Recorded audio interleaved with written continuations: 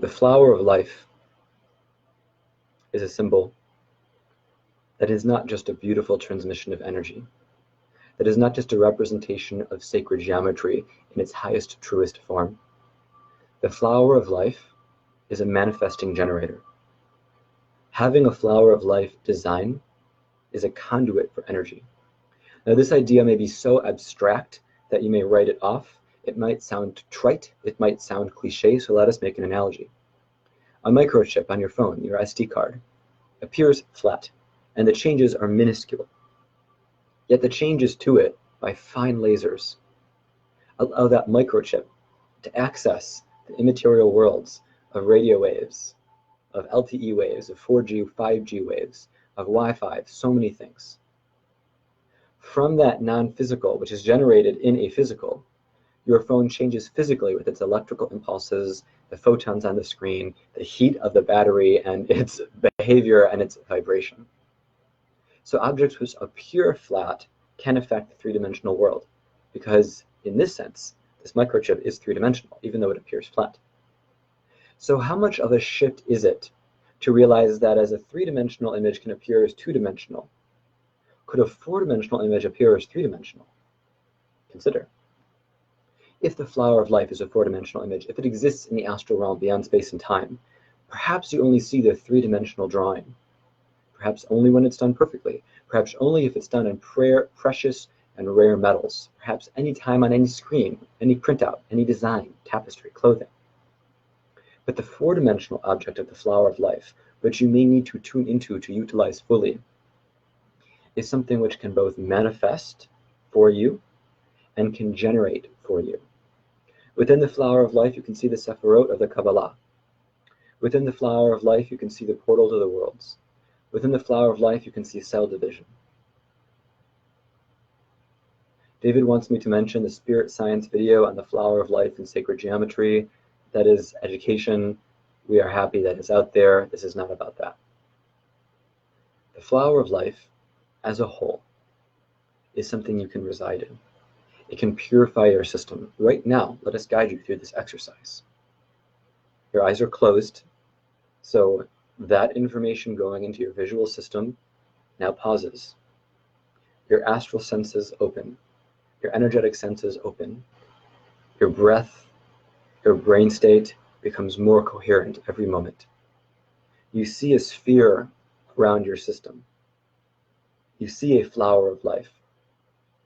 You feel the energies of this three-dimensional shape in your system. Pay attention what happens.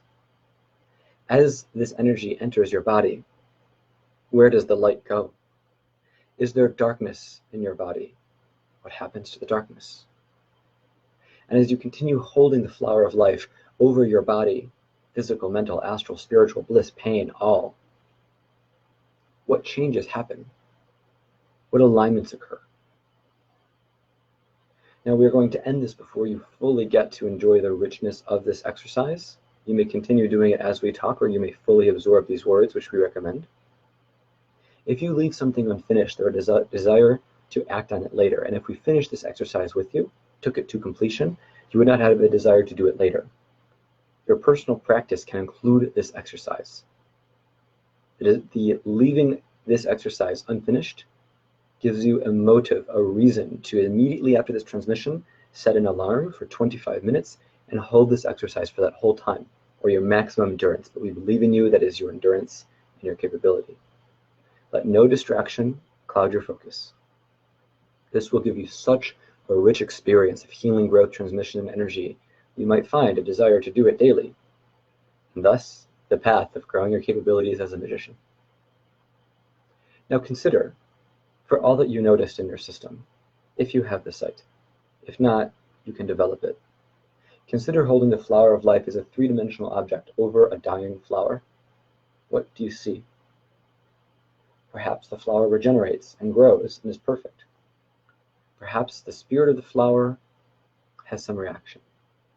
Perhaps you see different things with this architecture, this lens over you. You have now learned and unlocked a key to healing. Yes, you can enroll in 17 programs. Yes, you can take courses and seminars and practice certifications. But with these two techniques, with this flower of life, over yourself, over an object, or another person, or part of that person's body. If you practice those each 333 times to get to the number of the magician, not to be distorted by any monotheistic number of darkness, but if you do these 333 practices, consider the amount of dedication, ability, concentration, focus, ability to see you will get. You will have developed expertise and a skill.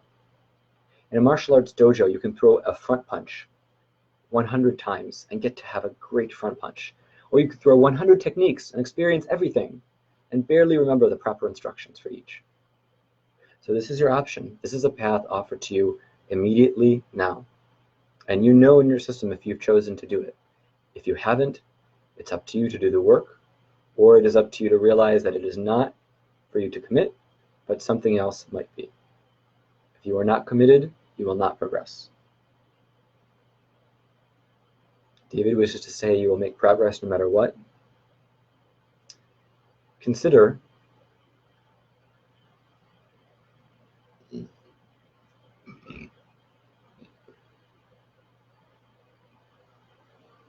David needed to release a certain element of self-worth. Considering how you progress, there is a natural occurrence of breathing, there is a natural occurrence of aging, there is a natural occurrence of decay. Entropy happens. In order to change, grow, build, add complexity, action is required. You can talk about the cells in your body making progress. You can talk about a fetus making progress into a human being.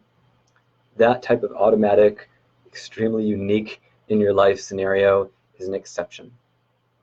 To progress at a skill, you must have action. This topic is ended.